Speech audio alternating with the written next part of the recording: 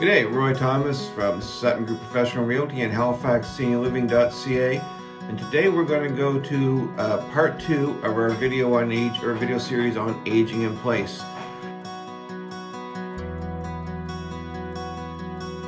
In the first video, we were talking about the advantages of doing it.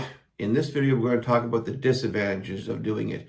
By the way, if you did happen to miss the first video, we'll put a link to it down below in the show notes, so you can go back and watch that video as well. So let's talk about the disadvantages. First one is a safety risk. Aging in place can pose safety risks, particularly if you happen to have mobility issues, cognitive impairments, or chronic health conditions. Some of the hazards you'd be looking at would potentially be a fall, medication error, or accidents within the home environment that are a concern and can jeopardize your well-being. Number 2 is social isolation. As we mentioned, aging in place can foster community connections. If you happen to have lived in that neighborhood for years, you've still got friends and people you know in the area. But it can also lead to social isolation, particularly if you happen to live alone or don't have a robust social network, or if you simply don't drive and have a difficulty getting out to meet with other people or to go out and interact. It can contribute to loneliness, depression, and declining mental health. So social interaction is very important for people throughout their entire lives. Limited access to services. Depending on where you are, you may have limited access to essential services like healthcare, transportation, and social support. And if you're living in a rural area, that's a particular concern. It just may be difficult to get the services that you need in that area. Home maintenance. As we age, our homes age too. And maintaining a home can become increasingly difficult.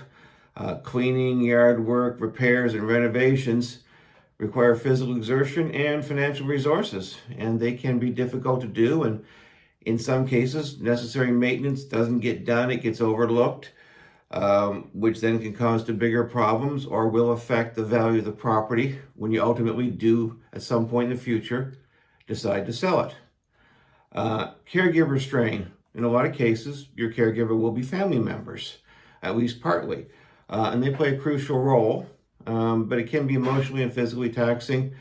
It can lead to caregiver strain, burnout, and stress are common challenges associated with providing long-term care to aging family members. Limited accessibility. Many homes are simply not designed to accommodate the needs of older adults. And the lack of accessibility features such as grab bars, wheelchair ramps, wider doorways can make it impractical or unsafe for some of the individuals. And to be honest, some homes simply just can't be retrofitted all that well for these things. Healthcare coordination. To coordinate healthcare services and manage chronic situations, it can be complex for individuals aging in place, especially if you happen to have multiple medical providers or if you require specialized care. Without adequate support and oversight, there can become gaps in the healthcare management, and it can, of course, compromise your health and your situation. And the last thing to consider is, in fact, financial considerations.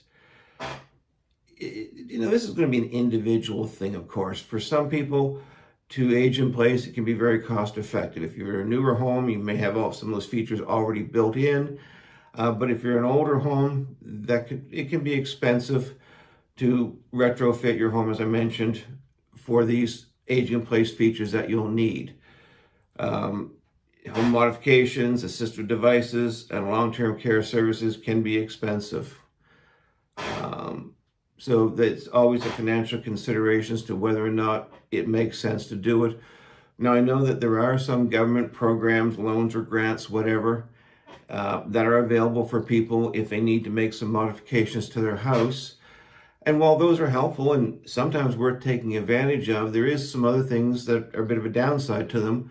Number one, it's usually based on income. So if your income is above a certain level, you may not qualify for that.